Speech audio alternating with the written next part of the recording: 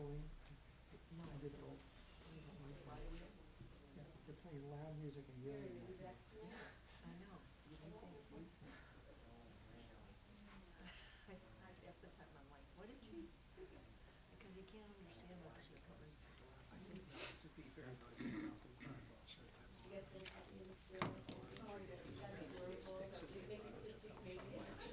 Increases fitness. Really? I know. I don't know. You know, they do these things where you're like going from the treadmill down to the rowing machine, back to the treadmill, then you go to the floor, then you're doing a floor exercise like on the floor. I'm like, you guys realize how long it takes me to turn over on my hands and knees and get up? These, 20-year-olds are jumping up and doing this and that. I'm like still on my hands and knees trying to stay. So I do have the exercise afterwards, but it is. And I still do a lot of walking where I live now. Basking Ridge, it's not flat. Yeah, hills that I used to do. Oh, it's flat out there. Why would be sworn in again or no? No, I. We didn't have anybody to say. Right. So you were here, that's why. And Eric was Appreciate it. They started I don't know, to the play old with it David. today. In the house, Yeah. it just, the last couple of weeks, I've seen some surprise there, and this morning there was a truck of people. What was the hold up there?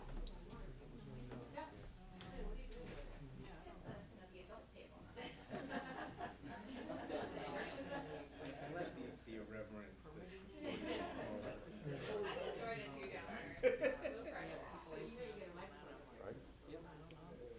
Another house down in the Maple area that's been sitting there, it's split level, been sitting vacant for like 10 or 15 years, and we're starting to construct that now. And they, on Saginaw, no, not on far, after Saginaw, that's where on this Saginaw, continues straight firewood. So it's in Maple. It's in, Yes, and it's on up. yes. Yeah. So it's a whole there, they got the dumpster out there. It was big and fun. Yes.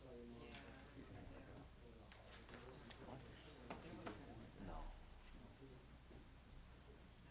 I thought maybe they were gonna tear it down.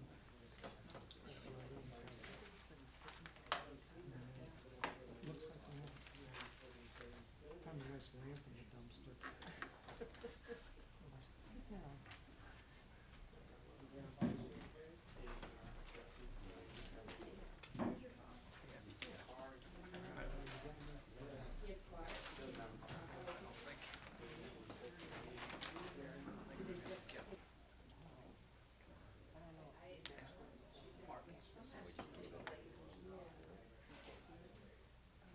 Six thousand retail, Rich Keller used to, not apartments.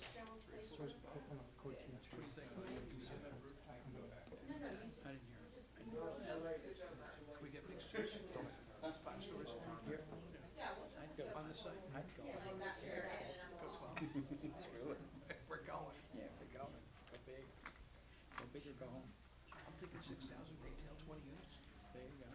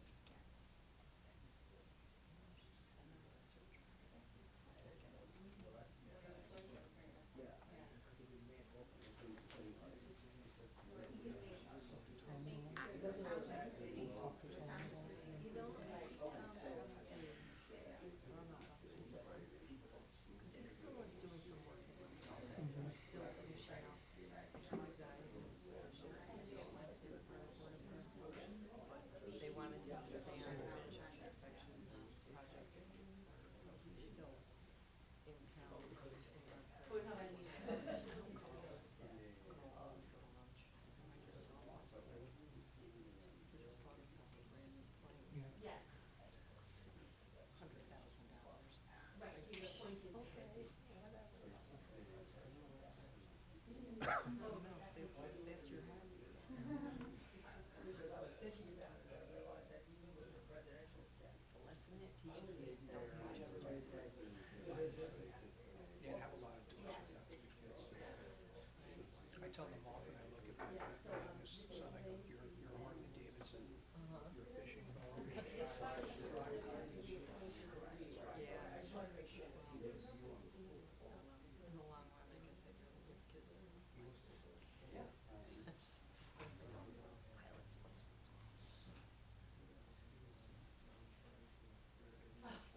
Right. Keeps himself really busy. They just go, if I just didn't live in a time period with the alternative minimum tax, I was on a right to, like if I was paying a million tax for another motorcycle, that would have been good too. I bought the money. I guess we should get rid of that, or should we always have it? I'm not gonna say anything about it.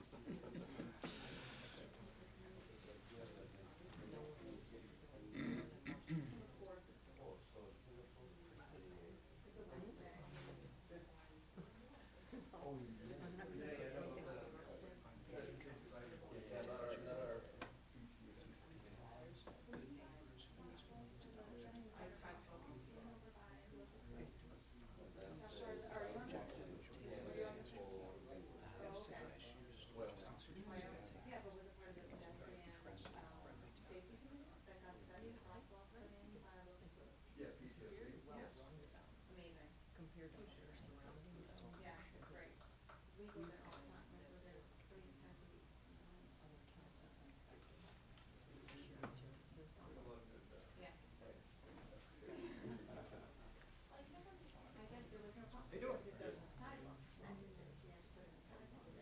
They put the sidewalk there too, yeah. It's so nice to see you. I know. We're waiting for it.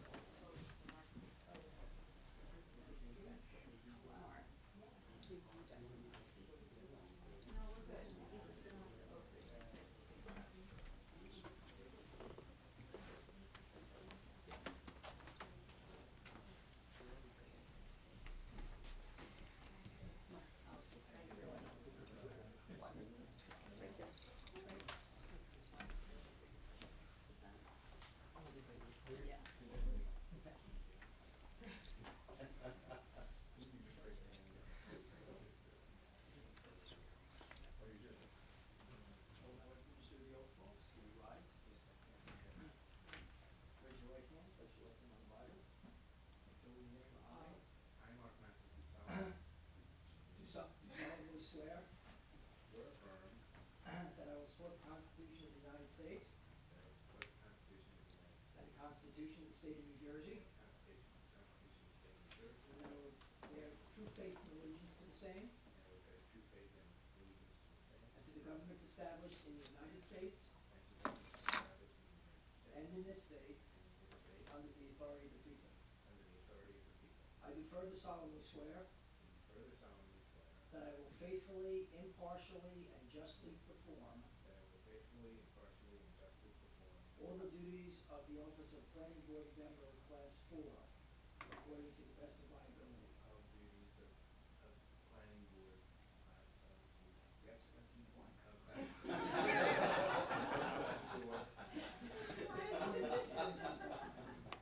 I state your name. Congratulations, sir.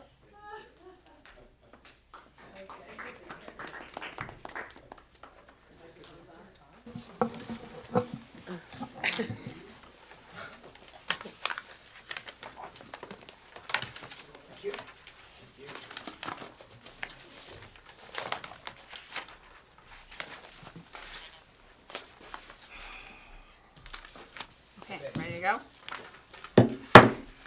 In accordance with Section 5 of the Open Public Meetings Act, Chapter 231, Public Law 1975, be advised that a notice of this meeting was made by posting on the bulletin board, town hall, and mailing to the officially designated newspapers a list of the meeting dates annually, indicating that this meeting would take place at Town Hall at 7:30 p.m. on Wednesday, November 6, 2019. Daniel Bear? Here. Diane Agel? Here. Justin Halter? Here. Jorge Buster? Here. Mark Mitchell? Here. Mary Solano? Here. Okay. First up on the agenda is the approval of the minutes from September 18th, 2019. They were distributed by email.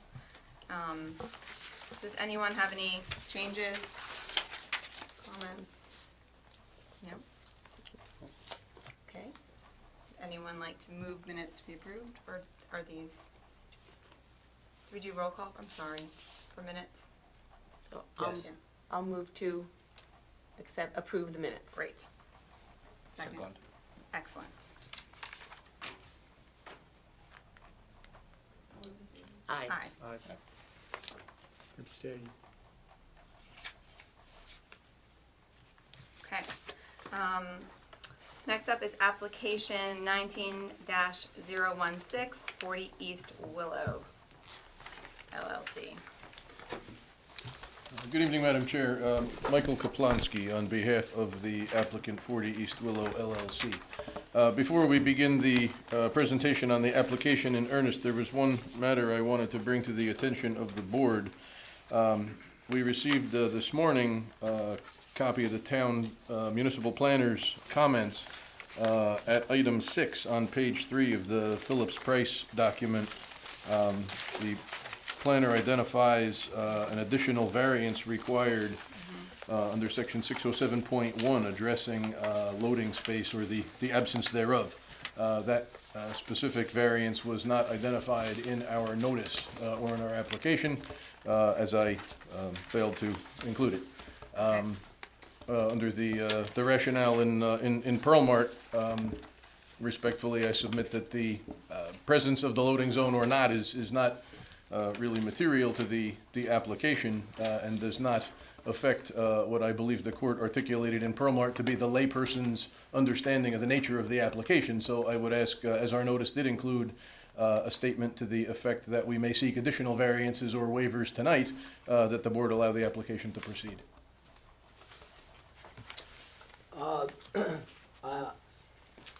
Mr. Kaplonsky did raise this to me earlier, and he did just become aware of it.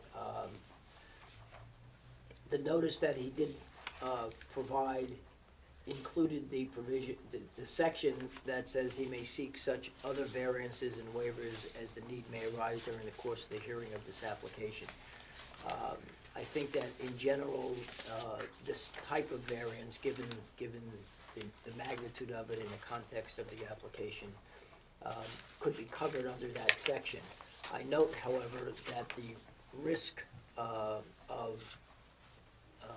that determination is solely on the applicant. So if the board sees fit to approve the application and the approval is challenged in some way because of inadequate notice, the applicant bears the risk that the approval would be vacated and you have to come back and redo the whole process. But that's their call as opposed to our Okay. call. Okay. So from my view, particularly because the language, or because the language is in the notice that the requested other variances, I'm satisfied that the board has jurisdiction. I just note as a caveat the risk to the applicant, and that's a decision they have to make. Thank you, Mr. Buzek. If it pleased the board, the applicant would wish to proceed. Okay, proceed. The application before the board tonight is in some ways a continuation of an application that the board heard fairly recently, back in June, in which we appeared before this body to address the lot line adjustment between Lot 4 and Lot 5, which is the subject property tonight, in order to bring Lot 5 into conformity as to lot area. The application tonight also contemplates a conforming use. There are no D variances required. As the board may recall, the applicant, 40 East Willow LLC, is the owner of both 30 and 40. Both of those properties were acquired almost simultaneously from their prior owners, both of whom had been leasing the respective lots to Verizon. And when the FiOS build-out concluded, those properties both came up for sale. The owners of 40 East Willow LLC also own a company called Starcom Fiber, which has been here in Millburn now for several years, formerly at 61 East Willow, now at 40 East Willow, both of which have come before this board and, in my personal opinion, have been made significantly more attractive and more in line with the general gist of the master plan and the zoning ordinance in place in that area. If any of you have been down East Willow, both of those properties, I think, look significantly better today than they did before the applicants acquired them. The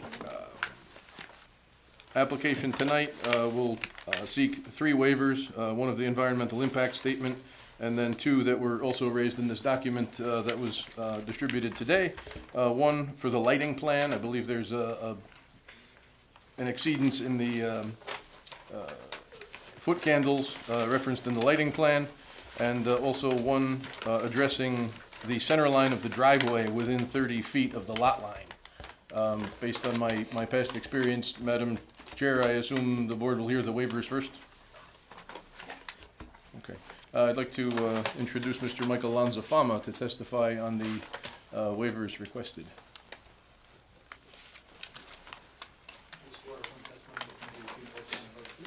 I do. My name is Michael Lanzafama. That's Lanzafama. I'm a licensed professional engineer, land surveyor and planner, licensed in the state of New Jersey.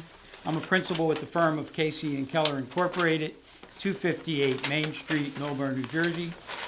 Testified before this board and boards throughout the state on numerous occasions. We will accept you as a... Thank you, Madam Chair.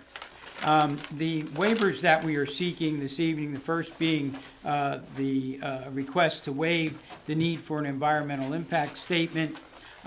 We felt that that was an appropriate waiver request in light of the fact that the property has been fully developed in the past. The resulting application actually reduces impervious coverage on the site. The property is in the flood hazard area.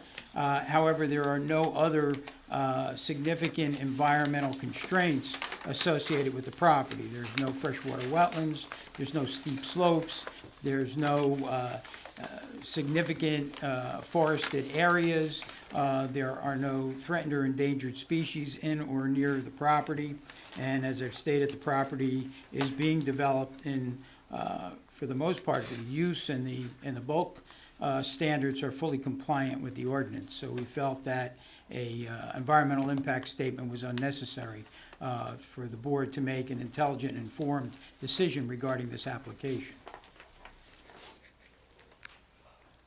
I don't know if you wanted to react on each waiver, or you want me to go through all 3? Why don't you go through all of them? Certainly. I think. The other waivers are dealing with design elements of your ordinance. The first being the lighting levels that we are proposing with regard to the application.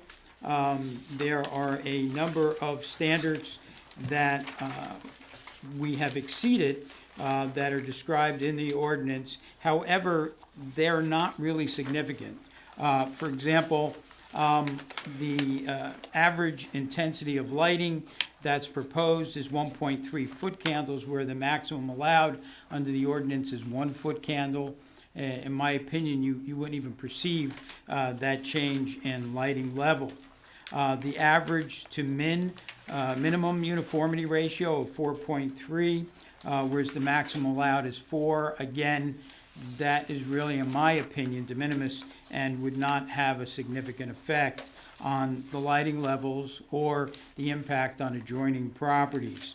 And finally, the uniformity ratio is 14.6, whereas the allowable is 10. In this particular application, we are really constrained by certain elements of the property. There is a stormwater, a storm sewer easement that runs along the rear of the property as well as along the eastern side of the property. And to install light fixtures on concrete footings is prohibited for us. There are only a few areas in which we can install lights, which is what we've done in the rear portion of the parking lot. The remainder of the light fixtures are actually installed on the building at about 14.5 feet. So, and the narrow nature of the lot and just makes it extremely difficult to fully conform with those several items within the ordinance. We are willing to reduce the Kelvin from 4,000 Kelvin down to 3,000 Kelvin, as recommended in the environmental report. However, there will be lighting spillage that we can't control because of the way the lights have to be mounted on the building and the location of the poles. We're surrounded completely by commercial uses and commercial parking lots that are also illuminated and probably at some point have some spillage onto us as well. So the only property that has any significant spillage on it, which is about 1.2 foot candles, is actually onto 40 East Willow Street, and it is again into a parking area that will not be impacted. No adjoining property owners, that is residential property owners, would be impacted by exceedance that we are proposing. All of the light fixtures are totally enclosed within a luminaire that really restricts any glare, and the spillage is truly minimal. Finally, the last waiver we seek is with regard to the location of the driveways. Under your ordinance, you're required to have the center line of your driveways a minimum of 30 feet from the property line. As you know, we have a somewhat narrow lot. It's 111 feet wide, and the desire to provide a one-way circulation pattern, that is, one way in and one way out, circumnavigating the building, required us to put the driveways at the extreme limits of the property. So the center line of the driveway on the west side is approximately 16 feet from the property line as opposed to 30 feet. And on the eastern side, it's probably about the same amount, 16 to 17 feet, whereas 30 feet is required. Again, the way we wanted to develop the property, it was key to keep that navigation ability around the building. We felt that having the ability to completely navigate around the building was important for firefighting apparatus as well as for just circulation of the motor vehicles coming in and out of the site. If you look up and down East Willow Street, I don't think there's one compliant driveway with that section of the ordinance. And there is adequate landscaping being proposed. There's adequate setback to the adjoining property lines. We have a minimum of 5 feet to either one of the adjoining property lines with the curb line. And there's no parking directly in that area. These are just driveway locations, one-way driveway patterns, 20 feet wide, which is what you need to allow for fire apparatus to get around the building. So those are the three design waivers we are seeking. I think the site is somewhat constrained with regard to strict compliance with those standards. I don't see the design waivers having a negative impact on the surrounding properties or how this property is going to be utilized. It's not going to impact the adjoining properties and their driveways and access in and to those adjoining properties as well. I'd be happy to entertain any questions you might have regarding those requests. Yeah, I have a question. Yep. So, about lighting first, your waiver.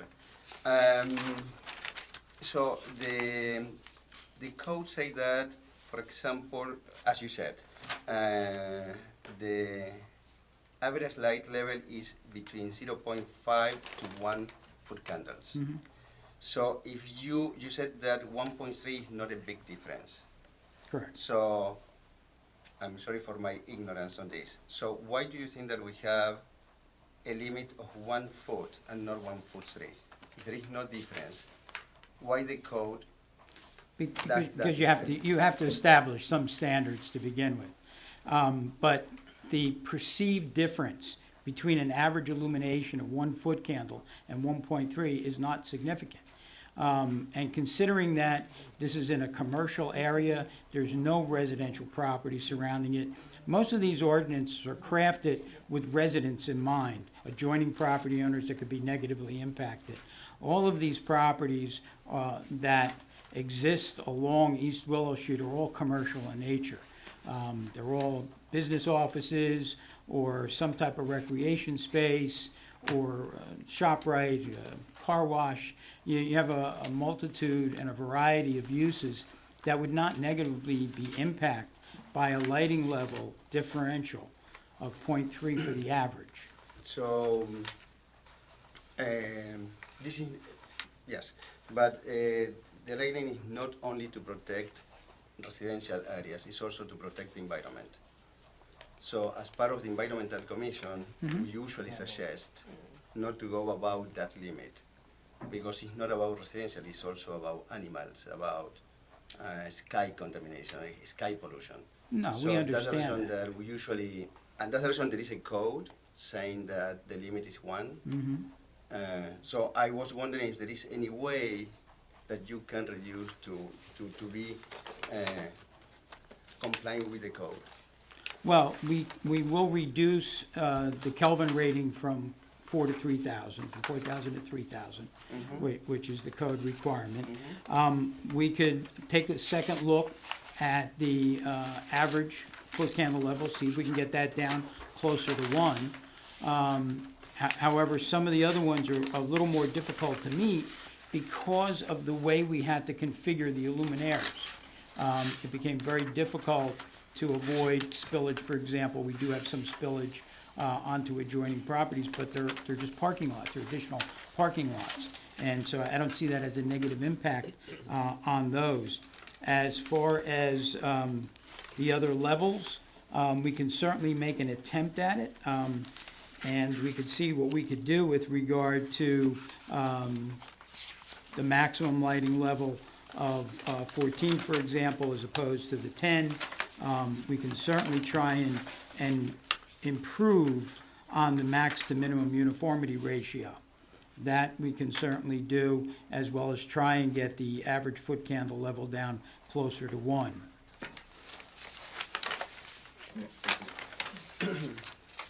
Okay. So I have another question about the other waiver, which is the environmental statement. So, isn't part of the environmental statement that every building to be built in a floodplain should be approved by the New Jersey Department of Environmental Protection? That's correct. So why you are asking for a waiver if this is on floodplain? This is in I'm Florida, asking but- for a waiver of the environmental impact statement. I'm not asking for a waiver from securing an individual permit to construct a building in the floodplain. If my approach in this particular case is to be certain that we're gonna have municipal approval before we spend the money and the application fees to get the state approval. Okay. So we're just doing one step at a time. So this approval, your approval, would be conditioned upon us getting the state permit. Okay. My question was, isn't part of the environmental assessment this approval or not? That's the reason. I don't understand when you said a waiver for the whole environmental assessment, when this is also part of that, or isn't? No, the environmental impact statement does not require that you secure DEP permits first. The environmental impact statement simply evaluates the impacts of your development on environmental elements such as flood hazard areas, wetlands, steep slopes, traffic, and things of that sort. Being a fully compliant use and being a use and a proposal that actually reduces impervious coverage, and one that we are certain we qualify for an individual permit from the state because we're developing the building in such a way that we're elevating the building so that the main lobby, the core of the building, is at the one area of the site that's not in the floodplain, and allowing the building to be elevated above the flood hazard area, and then allowing the parking to come underneath it, we thought was a very positive environmental approach to the development of the site. If you look at the best management practices, one of the non-structural approaches to developing a site is to put parking under the building so that you don't have an expansive impervious surface, that you contain the footprint of the development in the smallest area possible. So in my opinion, I felt that we were meeting the goals and objectives that an environmental assessment would help negotiate a developer through and advise the board on those impacts. So I don't really see the need for a detailed environmental impact statement when here we're bringing you a proposal that really keeps all of those elements in mind. Okay.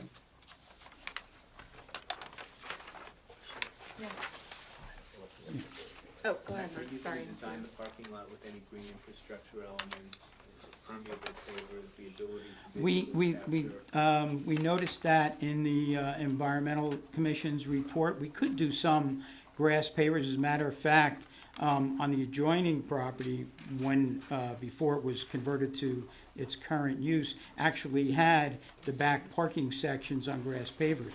So we could possibly do that for some of the back parking in that parking lot. We can put it onto either grass paver or some kind of gravel pave to help promote groundwater infiltration. Yeah, no, that's great. If we could try to capture like at a 2 to 3 inch rate, it would Mhm. be terrific. And also, if I can, I noticed on the landscape plan, you had a lot of flood and water intolerant plants, like London Plain is not doing really well. Well, that's up towards the front, that's outside the flood hazard area. It's up Okay, along but the still, street. it's not a great, it's not. a Well, great it's feature. very common in this area. It's, Not anymore. well, I got a huge one in front of my office. Yeah, but I mean, there are like, I looked at your species, there are 4 or 5 different sectors that are in from, in the dashboard. Many of the species we picked in developing the landscaping plan were not necessarily native, but they're non-invasive. So, they may be non-native, but none of them are invasive. None of them require extraordinary watering or extraordinary care. We were very cognizant of that approach. Maintenance was a factor in the developing the plan. We felt that we picked species that gave us good color all year long. Some of the shrubbery we picked turned nice autumn colors in the fall. So we thought we did a fairly decent job. I think the only comment Mr. Doty had was to possibly take down some trees on the adjoining property that could possibly be diseased. And we're going to talk to that adjoining property owner so that when we take the trees down along our common boundary, we'll investigate the possibility of taking his diseased trees down as well. Some of the species that you have, though, won't survive anthraquinous. Well, we can certainly look at some alternate species. That's not an issue at all. Thank you. Yeah, do you have a question? No, go ahead. Michael, what's the required elevation above grade because you're in the floodplain? 1 foot above the flood hazard design elevation. Okay, so if you're at grade, your grade's 93, what would be the required elevation? Our flood hazard elevation is 94.8, So that, so 95.8. 5.8. Okay, so, your application states that you're building a building essentially on stilts because you have to raise it above flood elevation, but your flood elevation's 2 feet above grade.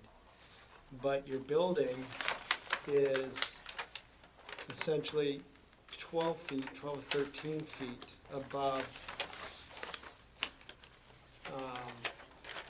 grade. So I don't quite understand the reasoning behind that, other than the fact that you did it because you wanted to provide for additional parking.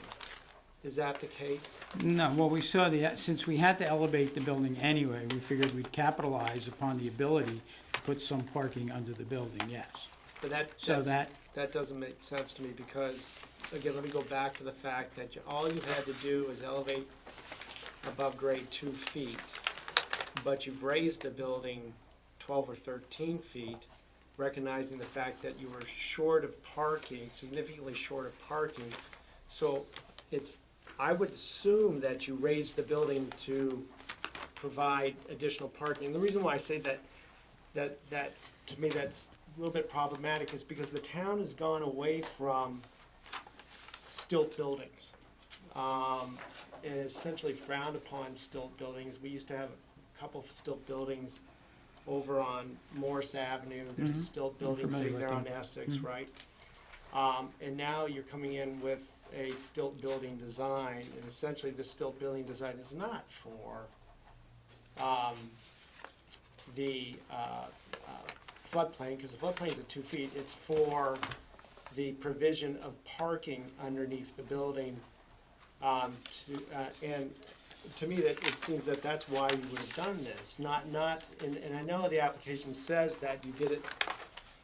I believe the application says that you did it because of the floodplain, but I don't That was quite not, understand Dan, that. that's not the only reason. There's other elements, but I believe this first phase, we were just dealing with the waiver requests for the EIS, for the location of the driveway and the lighting.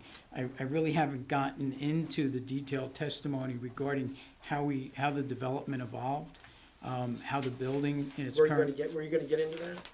Not until after you voted on the waiver requests, because if you Okay, don't grant then the I'll waiver hold- requests, I apologize, but I'll hold my questions and I will hit you with those questions. I again. appreciate that. Thanks for Yeah. the heads Now I up. got you prepared, and we can go back and forth at that point. Thank you so much. Sure. So are there any other questions regarding the waiver requests? Yes, go ahead. Just, I wanted to note a couple things for the board. One is that under the, and I guess to Mr. Lanzafama, you had mentioned that you're reducing the impervious coverage on this site, if I understand it correctly. The resolution that the board approved back in June or July for the subdivision included a condition that all of the impervious coverage on Lot 5 would be removed. So I think that it's somewhat disingenuous to say you're reducing the coverage, because candidly, under the resolution, that site has no coverage because all of that had to be removed. So I just wanted to point that out. The second thing,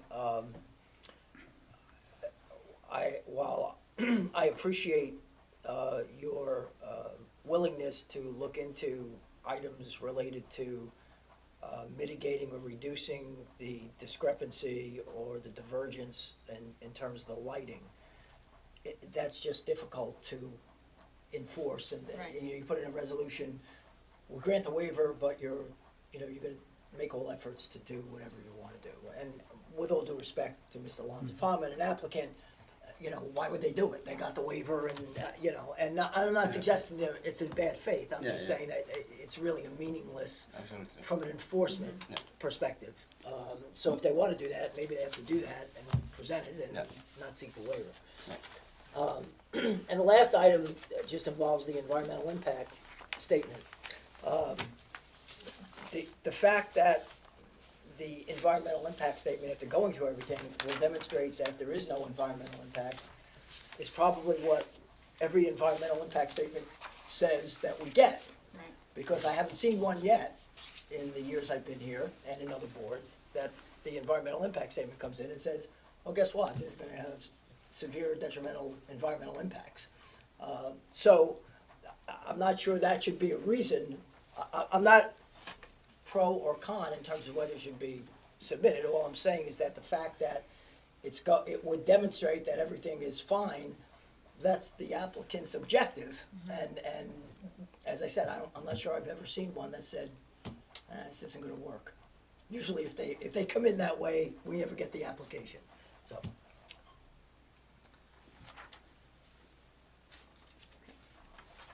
So we have these the three waivers that are being requested, the EIS waiver, the lighting waiver in terms of the various exceedances, and the driveway location, Well, center line of the driveway. As to the lighting, I believe what I had indicated was that we would make some adjustments to make the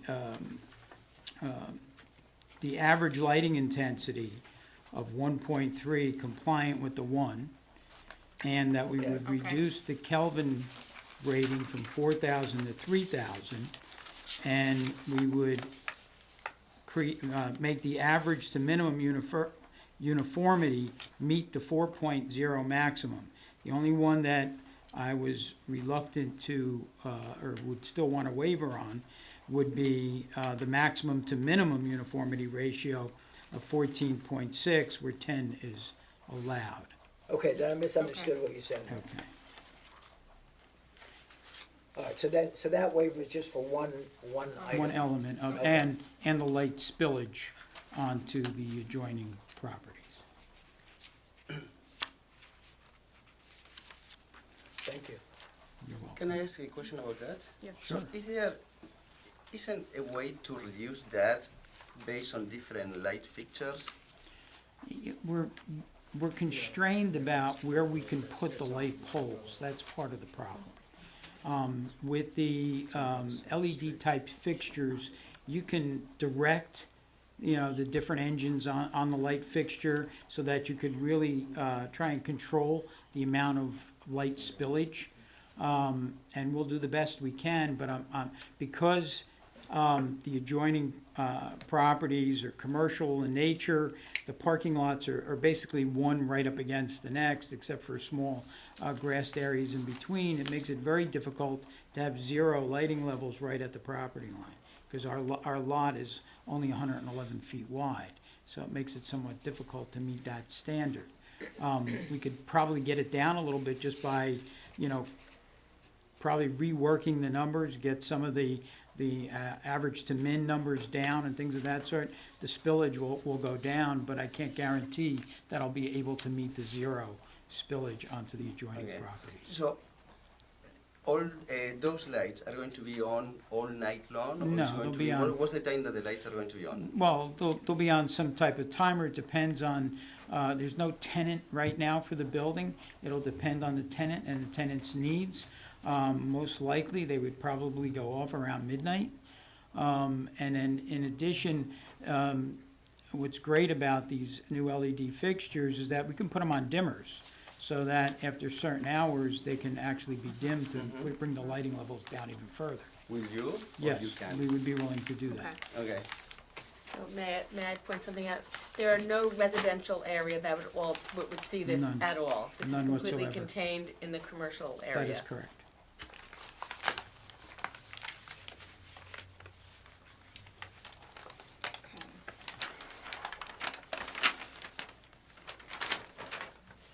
Anyone else have any questions on the waivers? I don't know if you want to vote on them one at a time, which would probably be better Yeah. than doing all three, since they are. So the waiver for the lighting is going to be only one point, which is the last one, right? Correct. Correct. And the spillage. And the potential spillage, two elements, the maximum to Yeah. minimum uniformity ratio and the light spillage, for lighting, that's that waiver.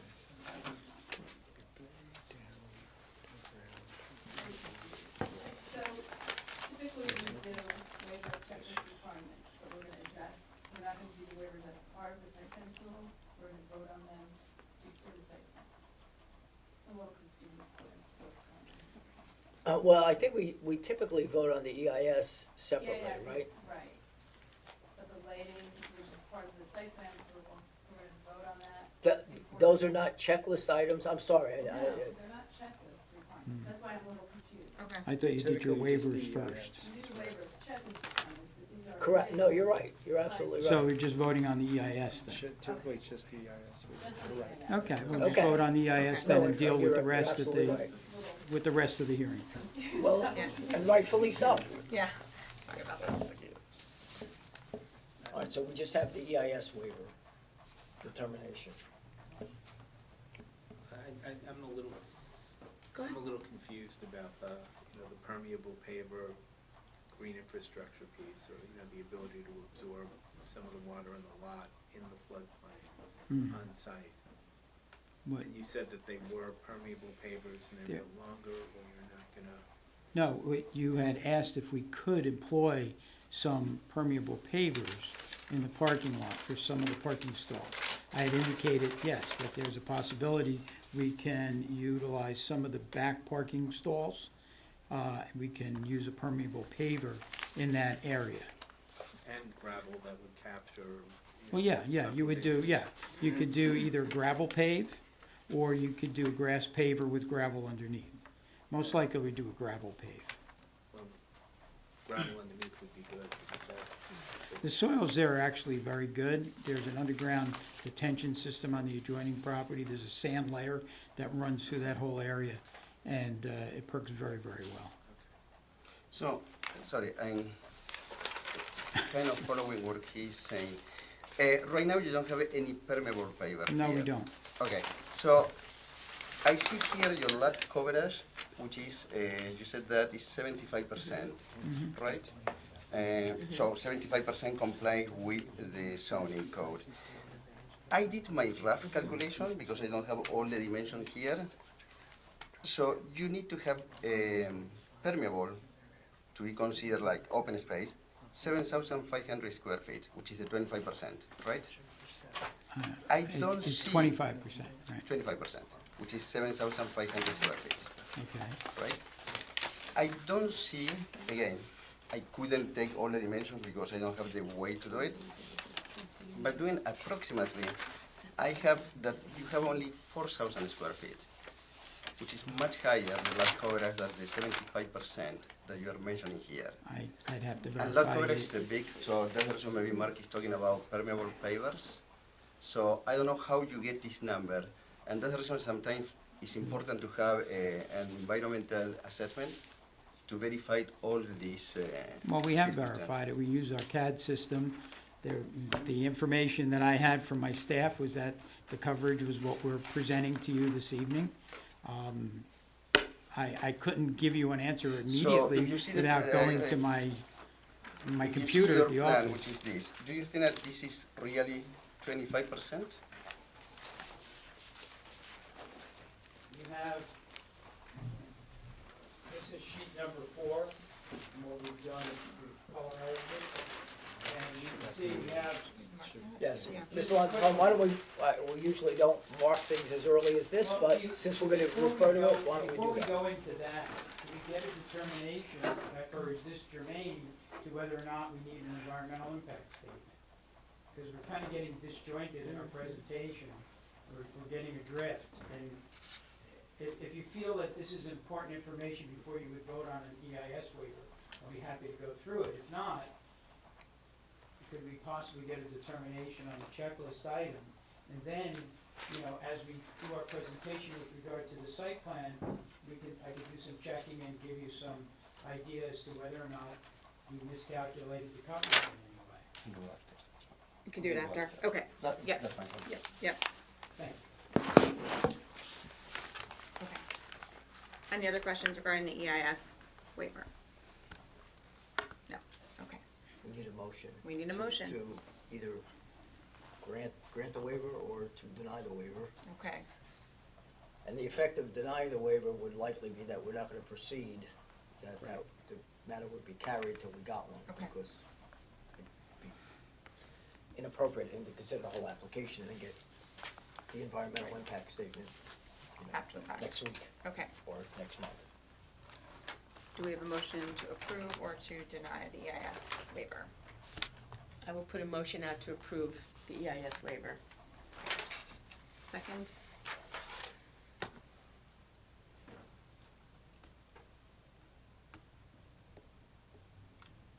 I'll I'll second it. Of course they will. Did you guys- That was Dan. was- Mhm. Dan O'Bear, Yes. Diane Aglo, Yes. Kathy Halper, Yes. Jorge Mastro Pietro, No. Mark Mansell, No. Miriam Solano.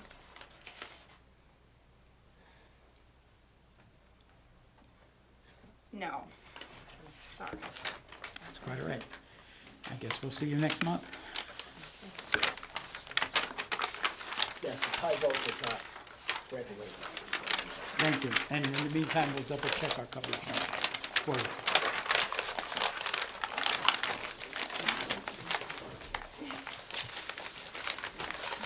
Save all this, right?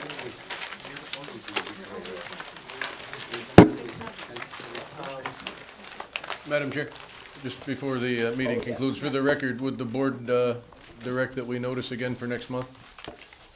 When's our, first meeting of, our meeting is first Wednesday of December. December 4th at 7:30 PM, or will it?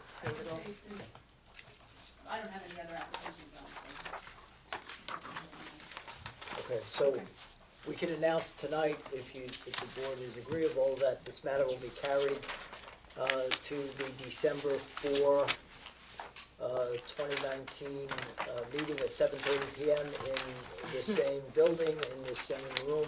There'll be no further notice given for this application to the public or surrounding property owners. If you're interested, we expect to see you on December 4th. Thank you, sir. Thank you, Madam Chair. Okay. I need a motion to adjourn, yes? So, motion to adjourn. Okay. Second. In favor? Aye. Aye. Adjourn. So this is where I never, so this is environmental assessment.